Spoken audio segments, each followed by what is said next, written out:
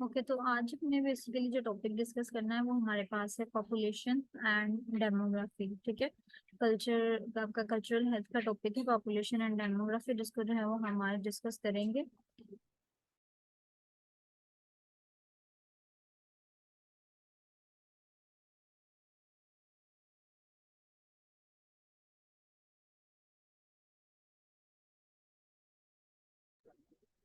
तो इसमें हम सबसे पहले जो है वो पॉपुलेशन एंड डेमोग्राफी में अगर आप लोग देखें तो आपके पास दो तरह के ये जो है वो टर्म्स आ जाती हैं। ठीक है, एक आपके पास पॉपुलेशन है और एक आपके पास डेमोग्राफी है। ठीक है, पॉपुलेशन का सबसे पहले हम डिस्कस करेंगे, उसके बाद हम डेमोग्राफी को देखेंगे। डेमोग्राफी के अंदर जो चीजें इंपॉर्टेंट हैं जो उसके अंदर आ सकती हैं हम उनको जो है वो मार्क करेंगे। ठीक है, उसको आप लोग पढ़ेंगे, और पॉपुलेशन के अंदर जो चीजें आती हैं आप लोग उसको जो है वो देखेंगे और उसको भी जो है वो हम मार्क करेंगे। आल्दो ये टॉपिक जो है वो हमारी जो बुक है उसके अंदर इतने अच्छे से मेंशन नहीं है, लेकिन आपकी ना जो कम्युनिटी का थोड़ा सा टॉपिक है, एक कम्युनिटी के अंदर जो है ना ये आपका टॉपिक मेंशन है। कम्युनिटी हेल्थ नर्सिंग की बुक है एक्सेल की। ठीक है, नवीद आलम की जो बुक है वहां पे आप लोग देखेंगे तो आपके पॉपुलेशन का डेमोग्राफी का जो चैप्टर है ना वो मिलेगा। ठीक है, वहां से अगर आप लोग इसको प्रिपेयर करना चाहें तो आप वहां से इसको अच्छे से प्रिपेयर कर सकते हैं। ठीक है, कल्चरल हेल्थ का टॉपिक है लेकिन दिया उन्होंने वहां पे हुआ ज्यादा अच्छे से, और आपकी बुक के अंदर इतना मेंशन नहीं है, तो हम लास्ट पे देख लेंगे अगर हमारे पास वो थोड़ा सा टाइम हो तो हम वहां से भी इसको डिस्कस कर लेंगे। पॉपुलेशन एंड डेमोग्राफी को स्टार्ट करते हैं तो सबसे पहले हमारे पास पॉपुलेशन की डेफिनेशन आ जाती है। इसके अंदर की पॉपुलेशन क्या होता है, पॉपुलेशन की डेफिनेशन जो आप बहुत स्टार्ट से पढ़ते आ रहे हैं कि पॉपुलेशन हमारे पास बेसिकली नंबर होता है, किस चीज का, पर्सन्स का नंबर होता है जो कि एक टाइम के ऊपर एक जियोग्राफिक एरिया के ऊपर रह रहे होते हैं। ठीक है, जिनका हैबिटेट, जिनका इंटरेक्शन, जिनका लिविंग स्टाइल सब कुछ जो होता है वो ऑलमोस्ट ऑलमोस्ट सेम होता है। ठीक है, तो number of people occupying the same place at the same time is called a population. आप ये भी लिख सकते हैं या आप ये भी लिख सकते हैं, population is the number of person occupying a certain geographic area drawing substances from their habitat and interacting with one another. ठीक है, तो ये दो डेफिनेशन होते हैं सिंपल आपके पास जो आप पहले से पढ़ते आ रहे हैं कि number of people living at the same place at the same time. ठीक है, तो उनको हम पॉपुलेशन कहते हैं। तो ये दोनों डेफिनेशन जो हैं वो आप मेंशन कर सकते हैं। हमारे पास जो दूसरी टर्म थी जो हमने अपने टॉपिक के अंदर डिस्कस किया वो आपके पास है डेमोग्राफी। ठीक है, तो डेमोग्राफी अगर हम देखें तो ये आपके पास ये दो वर्ड से जो है वो डिराइव किया गया है। एक आपके पास डेमोस है और एक आपके पास ग्राफोस है। ठीक है, डेमोग्राफी को अगर आप अलग-अलग करते हैं तो ये आपके पास दो वर्ड्स बनते हैं। एक आपके पास डेमोस आ जाता है और एक आपके पास ग्राफोस आ जाता है। डेमोस का मतलब होता है पीपल और ग्राफोस का मतलब होता है टू राइट। यानी अगर आप ह्यूमन पॉपुलेशन की स्टैटिस्टिकल स्टडी करते हो, स्टैटिस्टिकल स्टडी का मतलब ये होता है कि आप स्टैट्स बनाते हो प्रॉपर कि क्या क्या रिस्पॉन्स जो है वो कितनी की पॉपुलेशन इंक्रीज हो रही है, कितनी पॉपुलेशन डिक्रीज हो रही है, या किस हिसाब से पॉपुलेशन इंक्रीज और डिक्रीज हो रही है, तो उसको आप कहते हो कि आप लोगों का जो है वो स्टैटिस्टिकल स्टडी कर रहे हो। अगर कोई जो है वो डिजीज आई है तो उसकी वजह से कितनी डेथ्स हुई हैं। ठीक है, अगर कोई जो है वो एपिडेमिक जो है वो हमारे मुल्क में फैली है तो उसकी वजह से कितनी डेथ रेशियो है, ये सारा कुछ, कितनी जो है वो बर्थ्स हुई हैं, कितनी डेथ हुई है इस टाइम, ये सारा कुछ होता है हमारे पास एक ह्यूमन पॉपुलेशन की स्टैटिस्टिकल स्टडी होती है। ठीक है, तो अगर आप लोग स्टैटिस्टिकल स्टडी करते हो किसकी, ह्यूमन पॉपुलेशन की, तो उसे हम कहते हैं डेमोग्राफी। और डेमोग्राफी का वर्ड हमारे पास दो वर्ड से डिराइव किया गया है, demos mean people and graphos mean to write. ठीक है, the statistical study of human population is known as demography, it is the branch of social science. ये एमसीक्यू है आपका कि डेमोग्राफी जो है वो किसकी ब्रांच है, तो डेमोग्राफी आपके पास सोशल साइंस की ब्रांच है। ठीक है, सोशल साइंस की ब्रांच है that can be applied to any kind of dynamic living population. यानी जितनी भी चेंजेस होती रहती हैं over the passage of time, ये सारा कुछ जो है वो डिस्कस करता है। इसके अलावा इसके अंदर आप साइज, स्ट्रक्चर और जो भी चेंजेस हो रही हैं पॉपुलेशन के अंदर, कोई डेथ हो रही है, माइग्रेशन हो रही है, एजिंग है, बर्थ है, ये सारा कुछ जो है वो डिस्कस करते हो। तो अभी तक हमने क्या पढ़ा, हमने पॉपुलेशन की डेफिनेशन पढ़ ली। दो तरह की डेफिनेशन है, सिंपल भी है, number of person living at the same place at the same time is known as population, या आप ये वाली डेफिनेशन कर सकते हैं। इसके अलावा हमने डेमोग्राफी डेफिनेशन पढ़ी। डेमोग्राफी में हमने पढ़ा कि ये सोशल साइंस की ब्रांच होती है जिसके अंदर हम बेसिकली क्या करते हैं, ह्यूमन पॉपुलेशन की स्टैटिस्टिकल स्टडी करते हैं। ठीक है, अब जितनी आपने स्टडी करनी होती है इसके अंदर जो डेमोग्राफी के अंदर स्टडी की जाती है वो स्टडी का सोर्स बेसिकली क्या होता है, ठीक है। जो सोर्स डाटा हम लेते हैं उसका सोर्स हमारे पास क्या होता है, इकोनॉमिक एक्टिविटी होती है, यानी हम जो इकोनॉमिक एक्टिविटी हमारे मुल्क में हो रही होती है उससे हम अंदाजा लगाते हैं कि इतने परसेंट लोग जो हैं वो सही है, इतने परसेंट लोग इस तरह से रह रहे हैं। एजुकेशन जो है उससे आप थोड़ा सा जो है वो आइडिया लगा सकते हो, हाउसिंग से होता है, अर्बनाइजेशन से हो सकता है, फर्टिलिटी से, कास्ट से, लैंग्वेज, रिलीजन एंड माइग्रेशन, ठीक है। ये सारा डाटा जो है वो आप इकट्ठा करते हो, ठीक है। उसके बाद जो है वो आप डेमोग्राफी की तरफ जो है वो जाना शुरू करते हो, ये सारा डाटा उसके अंदर इंक्लूडेड होता है। अगर हम पाकिस्तान की स्पेशल बात करें, ठीक है, पाकिस्तान के हवाले से, पाकिस्तान की जो डेमोग्राफिक प्रोफाइल है ना, ये बहुत इंपॉर्टेंट क्वेश्चन है कि write down the demographic profile of Pakistan के। डेमोग्राफिक प्रोफाइल आपको पाकिस्तान की आनी चाहिए, इसमें ज्यादा चीजें आपने याद नहीं करनी, ठीक है। ये नहीं कि आपने ये सारा कुछ जो है वो वर्ड टू वर्ड करना है, आपने इसमें कुछ चीजें जो है वो अच्छे से याद करनी है, बल्कि आपकी जो बुक है ना उसके अंदर ज्यादा चीजें मेंशन है। तो यहाँ पे जो है वो थोड़ी सी चीजें उन्होंने बताई है, जैसे ये पॉपुलेशन बताई हुई है टोटल 204924861 है, ठीक है। 2017 में लास्ट जो था वो किया गया था सेंसस, उसके अकॉर्डिंग जो है ये आपकी पॉपुलेशन बन रही है, ठीक है। पॉपुलेशन ग्रोथ रेट को अगर हम देखें तो वो आपके पास जो 1.43% है, ये एमसीक्यूज हैं, आपने इनको अच्छे से करना है, ठीक है, छोड़ना नहीं है इनको। बर्थ रेट को अगर हम देखें तो 21.9 बर्थ है, यानी अगर 1000 की पॉपुलेशन हो तो उसमें 21 जो है वो बर्थ्स होती हैं। डेथ रेट को अगर हम देखें तो 6.3 डेथ्स होती हैं पर 1000 पॉपुलेशन। नेट माइग्रेशन रेट भी आपने करना है और एथनिक ग्रुप्स भी करना है, इसमें आपके पास डिफरेंट ग्रुप्स होते हैं, पंजाबी है, पश्तो है, सिंधी है, सराइकी है, बलूची है, दूसरे डिफरेंट तरह के होते हैं, ठीक है। तो ये डेमोग्राफिक प्रोफाइल ऑफ पाकिस्तान आपका एक क्वेश्चन है, इंपॉर्टेंट क्वेश्चन है, आपने इसको अच्छे से याद करना है। और इसमें आपने यही चीजें अगर आप कर लेते हैं तो आपके लिए इनफ है, ठीक है। एज स्ट्रक्चर है यहाँ पे, जस्ट कह लें कि आपका थोड़ी सी मेंशन किया गया है डिटेल में, अगर आप करना चाहते हैं कि 0 to 14 ईयर्स के जो लोग हैं वो कितने परसेंट है, 15 to 24 ईयर्स के लोग कितने परसेंट है, 25 to 54 ईयर्स के लोग जो है वो 37% है। आप इनमें से ये डाटा याद रख सकते हैं कि भाई हमारे मुल्क में इस टाइम जो सबसे ज्यादा पाई जाने वाली पॉपुलेशन है वो 25 to 54 ईयर्स के दरमियान है, ठीक है। इस तरह से करके आपको हमसे कह सकता है कि जो हाईएस्ट रेशियो है लोगों की एज की, वो कौन से जो है वो एज में ज्यादा लोग पाए जा रहे हैं इस टाइम। तो आपने सीधी सी तरह मेंशन करना है कि 25 to 54 ईयर्स के जो लोग हैं वो ज्यादा पाए जा रहे हैं, ठीक है। इस तरह की जो चीजें हैं, इस तरह के जो ग्राफ्स उसके बुक के अंदर भी आपको बने हुए हैं ना, उसके अंदर आपने एमसीक्यू उसके पॉइंट ऑफ व्यू से उनको लाजमी देख लेना, बिकॉज इसमें से इस तरह के एमसीक्यूज आ सकते हैं, तो आपने उनको जो है वो अच्छे से देखना है। उसके बाद हमारे पास जो पाकिस्तानी डेमोग्राफिक प्रोफाइल की अगर हम बात करें तो इसके अंदर जी इनफैंट मोर्टेलिटी रेट आ जाता है, टोटल इतनी जो है वो डेथ्स होती हैं। मेल की अगर बात करें तो 55.2 डेथ्स होती हैं, और फीमेल की अगर बात करें तो 1000 अगर लाइव बर्थ हो रही हैं तो उसमें 48 की जो है वो डेथ हो जाती है, ठीक है। ये पाकिस्तान का सारा डेमोग्राफिक प्रोफाइल जो है वो शेयर किया जा रहा है। अच्छा, उसके बाद हमारे पास जो है वो क्या आता है कि लाइफ एक्सपेक्टेंसी आ जाती है, टोटल पॉपुलेशन ये इंपॉर्टेंट है, 68.1 ईयर्स, ठीक है। उनकी जो है वो 68 ईयर्स जो है वो नॉर्मल लाइफ होती है, मेल की 66 ईयर्स और फीमेल जो है वो हमारे पास मोस्टली 70 ईयर्स तक जो है वो लाइफ एक्सपेक्टेंसी है, यानी जितने लोग जो है वो कितने अरसे तक जिंदा रह सकते हैं, ठीक है। अब ये एक इम्पोर्टेंट टॉपिक है, बहुत ज्यादा इंपॉर्टेंट टॉपिक है, पॉपुलेशन पिरामिड क्या होता है, ठीक है। पॉपुलेशन पिरामिड को आपने अच्छे से अगर पढ़ना है तो आपने अपनी कम्युनिटी की एक्सेल की जो बुक है नवीद आलम की, ठीक है, वहां से आपने इसको देखना है। पॉपुलेशन पिरामिड का पूरा टॉपिक है, वहां पे एग्जांपल्स भी दी हुई हैं, डायग्राम्स भी मेंशन है, और साथ कह लें कि उसकी टाइप्स भी दी हुई है कि पॉपुलेशन पिरामिड है कितनी किस्म का और कौन कौन सा है, ठीक है।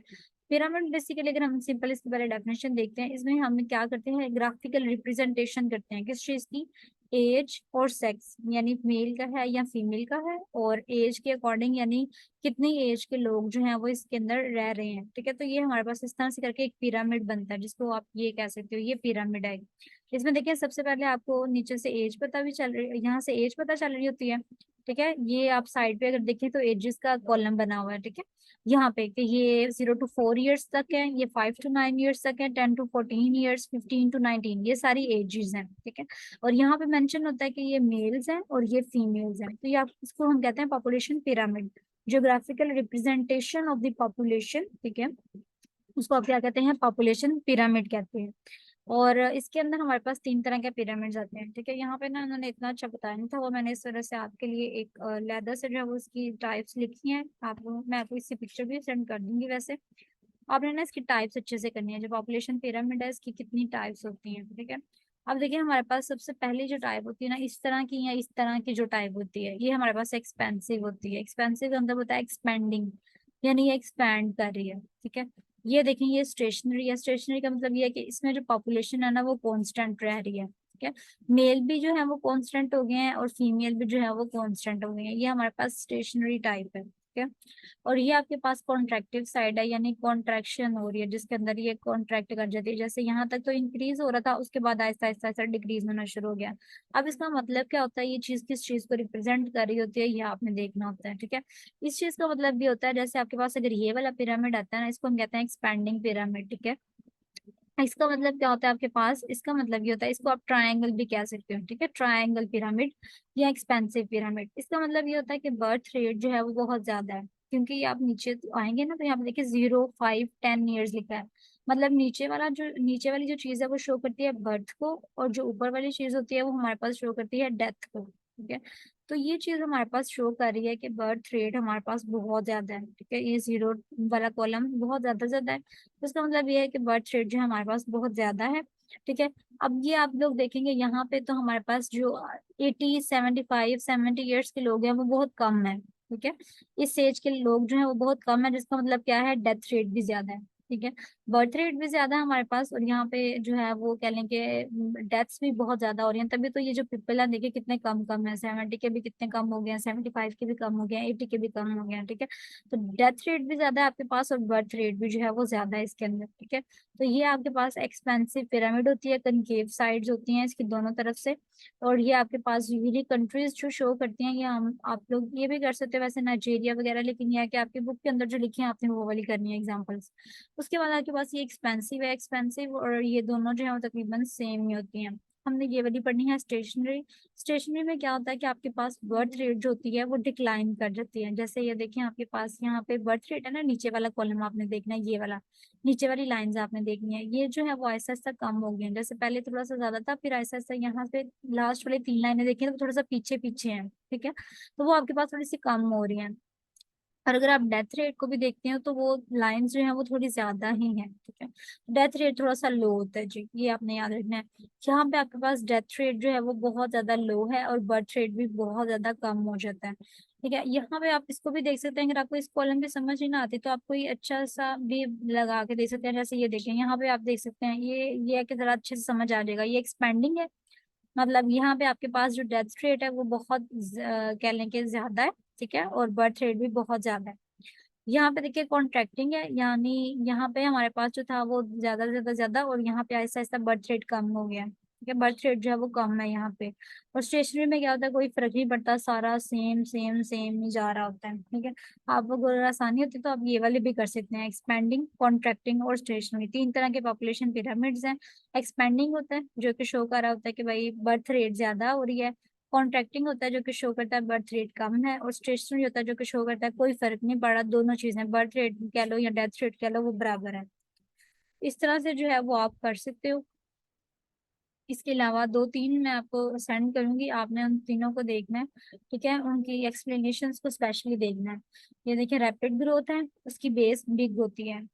क्रिसमस ट्री भी इसे कहते हैं, इसके डिफरेंट नेम्स हैं, और ये डिफरेंट नेम्स के साथ जो है वो आ सकता है आपको, ठीक है। इसको क्रिसमस ट्री भी कहते हैं। ये आपके पास स्लो ग्रोथ को शो करता है। बॉक्स है, स्टेशनरी है। यूनाइटेड स्टेट की पॉपुलेशन इस तरह की है।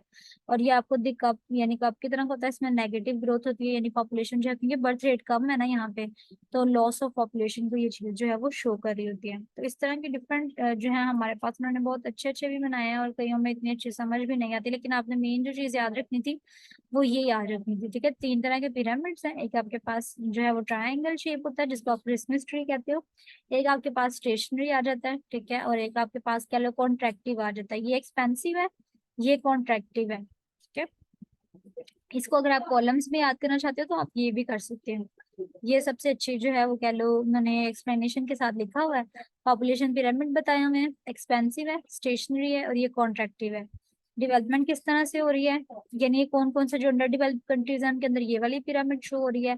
जो डेवलपिंग कंट्रीज हैं जो भी ग्रो कर रही हैं, ठीक है, जैसे पाकिस्तान है तो उनके अंदर ये वाला पिरामिड फॉलो हो रहा है। और जो डेवलप्ड कंट्रीज हैं उनके अंदर हमारे पास ये वाला पिरामिड शो होता है। बर्थ रेट का हिसाब क्या होता है, डेथ रेट का क्या हिसाब होता है, ये उन्होंने मेंशन किया हुआ है। लाइफ एक्सपेक्टेंसी और एज ग्रुप जो है वो कौन सा एज ग्रुप मतलब ज्यादा होता है, ठीक है। तो ये उन्होंने मेंशन किया होगा, ये वाला जो है ये सबसे अच्छी जो है वो बेस्ट एक्सप्लेनेशन उन्होंने यहाँ पे बताई है। मेन आपको बताने का मकसद यही था कि आपने पॉपुलेशन पिरामिड के होता क्या है और उसकी जो टाइप्स होती हैं, ठीक है, ये चीज आपने अच्छे से जो है वो पढ़ लेनी है। अच्छा, अब हम जाते हैं वापस अपने स्लाइड्स की तरफ। अगर आपको पॉपुलेशन पिरामिड की समझ आ गई है कि पॉपुलेशन पिरामिड होता क्या है, इसके अंदर हमने एज के हिसाब से, सेक्स के हिसाब से जो है वो ग्राफिकल रिप्रेजेंटेशन करनी होती है, ठीक है। अच्छा, उसके बाद क्या है जी, पॉपुलेशन पिरामिड हमें बताता है, उन्होंने बताया हुआ है कि किस लिए यूज होता है। 5 यूजेस जो है ना वो आपको आने चाहिए। अक्सर क्वेश्चन आता है what is population pyramid and write down it's 5 uses, ठीक है। तो आपने कोई से भी इसके 5 यूजेस बता देना है कि हम जी चेंजेस को जो है वो डिटेक्ट कर सकते हैं, पॉपुलेशन के अंदर क्या क्या चेंजेस आ रही हैं।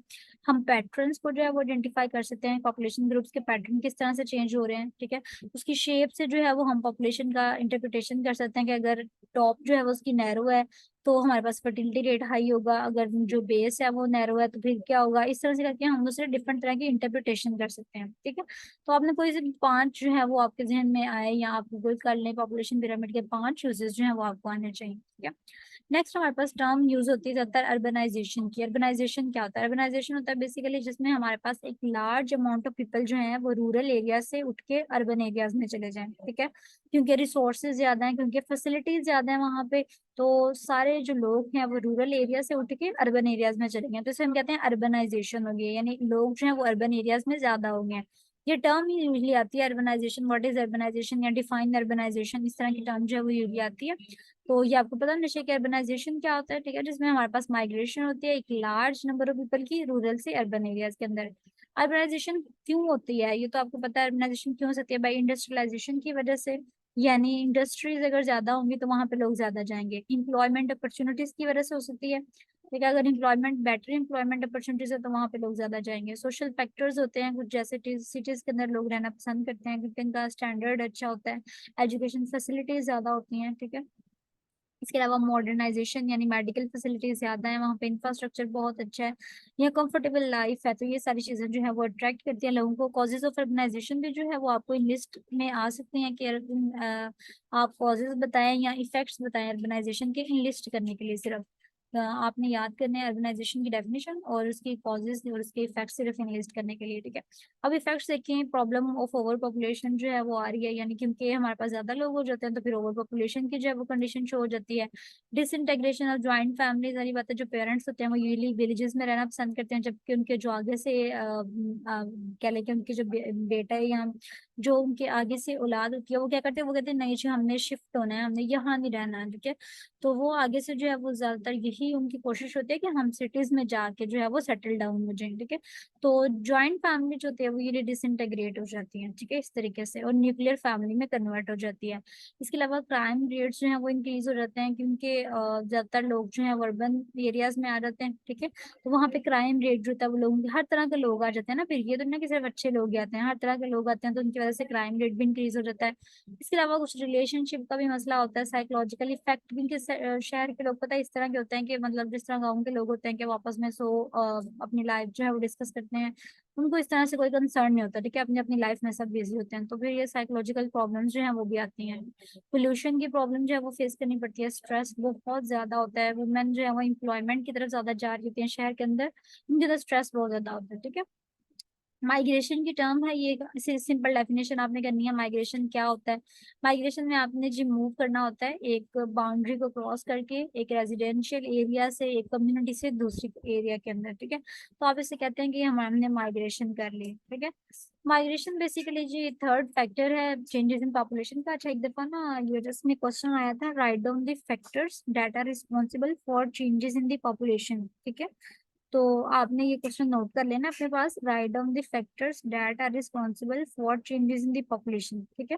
तो उनमें ना आपने ये जो हम ऊपर से पढ़े हैं ना चीजें, यानी इंडस्ट्रियलाइजेशन और अर्बनाइजेशन और ये हमने माइग्रेशन पढ़ा है, तो ये चीजें जो है ना उसके अंदर आप लिख सकते हैं, ठीक है। वैसे तो आप इसका डिटेल आंसर गूगल भी कर सकते हैं, फैक्टर्स अगर ज्यादा आपको चाहिए तो, लेकिन पॉपुलेशन चेंज होने के ज्यादातर यही फैक्टर्स हैं, माइग्रेशन है, इंडस्ट्रियलाइजेशन है, ठीक है। और हमने पहले जो पढ़ा अर्बनाइजेशन है, ठीक है। और आगे फर्दर कॉजेज जो हैं उसकी कि क्यों क्यों लोग ये सारा कुछ कर रहे हैं, तो ये हमारे पास पॉपुलेशन उनकी वजह से चेंज हो रही है। डेथ रेट ज्यादा हो जाए, बर्थ रेट जो है वो कम हो जाए, इसकी वजह से पॉपुलेशन चेंज हो जाती है, ठीक है। इसके अलावा कोई कह लो इंसिडेंट हो गया, कोई एक्सीडेंट हो गया, कोई एपिडेमिक जो है वो फैल चुकी है, उसकी वजह से भी पॉपुलेशन में चेंज आ सकता है, ठीक है। तो आपने फैक्टर्स याद से पढ़ लेने हैं, क्योंकि ये क्वेश्चन आया था कि write down the factors that are responsible for changes in the population, इस तरह से ही क्वेश्चन आया था सेम, कि आपने वो फैक्टर्स लिखने हैं जो कि रिस्पॉन्सिबल हैं पॉपुलेशन में चेंज होने के लिए। अच्छा, माइग्रेशन की भी कुछ टाइप्स हैं, आगे से इमिग्रेशन होता है, इमिग्रेशन होता है। ये अब इन दोनों के बीच डिफरेंस आना चाहिए, इसमें सिर्फ ये है कि अगर आपके पास जो लोग एक कंट्री से दूसरी कंट्री के अंदर परमानेंटली मूव हो रहे हैं, ठीक है। अगर जैसे कहते हैं कि अगर पाकिस्तान से लोग जो हैं वो चले गए हैं अमेरिका के अंदर, ठीक है, तो अमेरिका के लिए ये इमिग्रेशन है। और जब इसको छोड़ें, हम अपने मुल्क के हिसाब से देखते हैं कि अगर हमारे पास यहाँ से जो है वो लोग गए हैं, पाकिस्तान से अगर लोग गए हैं, चले यूएसए में चले गए हैं, ठीक है, तो पाकिस्तान के लिए जो है ये एमिग्रेशन होगी, ठीक है। और जो बाहर का मुल्क होगा उसके लिए इमिग्रेशन होगी। जहाँ जा रहा होता है ना इंसान, उसके लिए इमिग्रेशन है, और जहाँ से जा रहा होता है उसके लिए जो है हमारे पास एमिग्रेशन होती है, ठीक है। तो ये आपने डिफरेंसेस का याद रखना है। जैसे अगर आप अपना आप लोग पाकिस्तान में इस टाइम रह रहे हैं, आपने जी कल को कनाडा जाना है, ठीक है, तो आप जब पाकिस्तान से शिफ्ट होंगे कनाडा में, तो पाकिस्तान के लिए जो है ये एम ई है, ई वाला है, ठीक है। आप यहाँ से क्या लेंगे, निकल गया, एलिमिनेट से आपने याद रखना है, ठीक है। पाकिस्तान से आप एलिमिनेट हो रहे हैं तो ई से आपने याद रखना है, ये आपका एमिग्रेशन है, ठीक है। और जहाँ पे जा रहे हैं वहां पे आप लोग एंटर हो रहे हैं, ठीक है, उसमें इमिग्रेशन का वर्ड आपने यूज करना है। बस एलिमिनेट को याद रखना, दूसरा ना याद रखना, क्योंकि आपने कंफ्यूज हो जाना है फिर, ठीक है। तो पाकिस्तान से आप लोग जा रहे हैं, जो पाकिस्तान से एलिमिनेट हो रहे हैं, तो ये आपकी एमिग्रेशन है पाकिस्तान से। और जिस कंट्री में जा रहे हैं, कनाडा में जा रहे हैं, तो उनके हिसाब से अगर देखें तो वो इमिग्रेशन है, ठीक है। तो यहाँ आपके पास एमिग्रेशन और इमिग्रेशन का थोड़ा सा डिफरेंस आ जाता है। अब हमारे पास इन माइग्रेशन भी होती है। इन माइग्रेशन में होता है कि बस जस्ट आपने क्या किया, अपना एरिया चेंज किया है, ठीक है।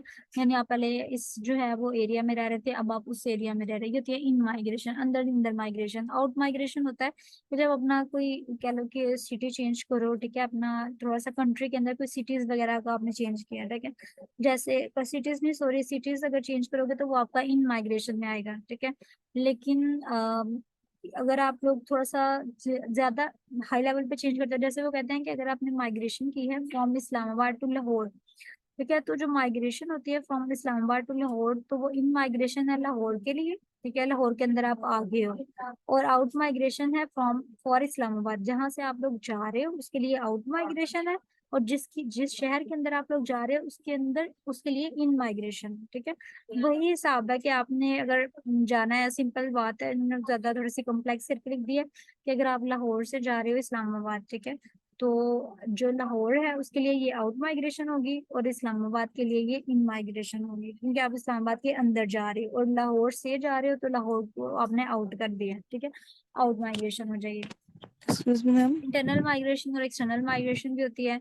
इंटरनल माइग्रेशन होता है कि आपने मूवमेंट की है अपनी स्टेट से, रीजन से, एक ही कंट्री के अंदर आते रहते हैं। और एक्सटर्नल माइग्रेशन होती है जो इंटरनेशनल माइग्रेशन भी आप उसे कहते हो, कि आपने अपना कंट्री ही चेंज कर लिया, ठीक है। इंटरनल माइग्रेशन का मतलब क्या होता है कि आपने बस अपने अपनी ही स्टेट के अंदर, यानी पाकिस्तान के अंदर रहते रहते ही आप कोई एक जगह से दूसरी जगह गए हो, यानी आप एक सिटी से दूसरी सिटी में चले गए हो, या आपको कोई सिटी अच्छा नहीं, आप एक टाउन से दूसरे टाउन में चले गए, वो इंटरनल माइग्रेशन है। एक्सटर्नल माइग्रेशन होता है जब आप पाकिस्तान को छोड़ के बाहर चले गए, ठीक है, वो एक्सटर्नल माइग्रेशन हो जाता है। उसके बाद जी आपके पास पुश एंड पुल फैक्टर्स हैं, ये भी इंपॉर्टेंट है, इन लिस्टिंग के लिए आए हुए थे ये भी, कि write down the push factors that are responsible for population changes and write down the pull factors. Push factors आपके पास वो वाले फैक्टर्स होते हैं जो कि हमारे पास इस तरह की चीजें हैं जो पर्सन को लीव करने पे जो है वो मजबूर कंपेल करते हैं, फोर्स करती हैं, ठीक है, कि वो अपनी रिहाइश छोड़ के चला जाए। और पुल फैक्टर्स होते हैं जो कि पर्सन को खींचती हैं, भाई आओ तुम इस नए एरिया के अंदर आओ। वो कौन कौन सी चीजें होती हैं, बेसिकली पुश फैक्टर्स में आता है अगर एक एरिया है जिसके अंदर क्राइम बहुत ज्यादा हो रहे हैं, एजुकेशन पुअर है, कोई जॉब्स नहीं है, ठीक है, वाटर वगैरह के रिसोर्सेज नहीं है, वेजेस सैलरीज वगैरह बहुत लो है, रिक्रिएशनल फैसिलिटीज नहीं है, ठीक है, टेक्नोलॉजीज वगैरह नहीं है, तो ये आपके पास पुश फैक्टर्स हो जाते हैं, ठीक है, जो कि रिस्पॉन्सिबल होते हैं कि भाई निकलो यहाँ से, ठीक है। उसके अलावा पुल फैक्टर्स जो होते हैं आपके पास, यानी जो अगर आप किसी सिटी में जाना चाह रहे हो तो वहां पे जाने के लिए जो पुल फैक्टर्स होते हैं वो कौन से होते हैं, अवेलेबिलिटी ऑफ जॉब्स, कि वहां पे जॉब्स बहुत ज्यादा हैं, टेक्नोलॉजिकल एडवांसमेंट है, रिक्रिएशनल फैसिलिटीज हैं, यानी पार्क्स वगैरह बहुत ज्यादा हैं जहाँ पे इंसान मेंटल पीस के लिए जाता है। हाई वेजेस हैं, वहाँ पे सैलरी बहुत ज्यादा है। पॉलिटिकल स्टेबिलिटी है, क्राइम रेट कम है, इंफ्रास्ट्रक्चर बहुत अच्छा है, इंटरनेट, हाउस की इलेक्ट्रिसिटी, ये सारे ही तो आपके पास पुल फैक्टर्स आ जाते हैं, ठीक है। तो पुश और पुल फैक्टर्स जो है वो आपको अच्छे से आने चाहिए। और पॉजिटिव कॉन्सिक्वेंसेस क्या होता है जी, जब भी आप किसी नई कंट्री में जाते हो, अगर आप लोग अच्छा काम करोगे तो आपको न्यू स्किल्स जो है वो इंट्रोड्यूस करवाई जाएंगी, आपको लेबर फोर्स में जो है वो इनकलकेट किया जाएगा, ग्रेटर प्रेशर जो होता है वो हमारे पास आ जाता है अगर ये इसका नेगेटिव कॉन्सिक्वेंस आ जाता है, ठीक है। और चेंजेस वगैरह जो है वो थोड़ी सी आ जाती है। हर चीज के पॉजिटिव और नेगेटिव कॉन्सिक्वेंसेस होते हैं। तो या सिमिलरली पॉजिटिव कॉन्सिक्वेंसेस में जिस तरह हमने बाकी पढ़ा, उस तरह से ये वाली कुछ चीजें भी आ जाती हैं कि भाई कुछ देर के लिए आपको अनएम्प्लॉयमेंट फेस करनी पड़ेगी, या आपको स्किल्स जो है वो थोड़ी देर तक आएंगी। तो ये सारी चीजें जो है वो आपको फेस करनी पड़ेंगी। तो इम्पोर्टेंट जो था इस चैप्टर में हमने पढ़ लिया पॉपुलेशन। मैं आपको एक दफा फटाफट रिकैप करवाती हूँ। पॉपुलेशन की डेफिनेशन आनी चाहिए, डेमोग्राफी की डेफिनेशन आनी चाहिए, ठीक है। ये इतना इंपॉर्टेंट नहीं है। ये पाकिस्तान की डेमोग्राफिक प्रोफाइल आनी चाहिए, तीसरा क्वेश्चन नोट कर ले अपने पास, ठीक है। उसके बाद पॉपुलेशन पिरामिड क्या होता है, पॉपुलेशन पिरामिड की टाइप्स कौन कौन सी हैं, ठीक है। अर्बनाइजेशन क्या होता है, factors that are responsible for changes in the population, ये क्वेश्चन आना चाहिए आपको। उसके बाद माइग्रेशन क्या होता है, टाइप्स ऑफ माइग्रेशन आनी चाहिए। राइट डाउन और enlist the push and pull factors that are responsible for migration of the people, ये आना चाहिए, ठीक है। बस, ठीक है जी। और इसके अलावा एक ये भी स्लाइड सीन में भी आई थिंक सो यही चीज़ है, पॉपुलेशन ऑफ पाकिस्तान है। और ये हमने पढ़ लिए, रिलीजन लैंग्वेजेस के हिसाब से उन्होंने बताया हुआ है।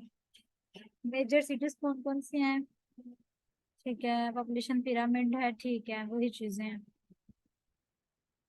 हाँ, ठीक है। तो आप लोगों ने अपना ये डेमोग्राफी वाला चैप्टर यहाँ से भी कर लेना है। इसके अलावा आपको मैंने बताया एक्सेल की नवीदा आलम की जो बुक है उसमें भी आपका जो है ये चैप्टर मौजूद है, ठीक है। तो आपने वहां से भी इसको जो है वो एक दफा देख लेना है।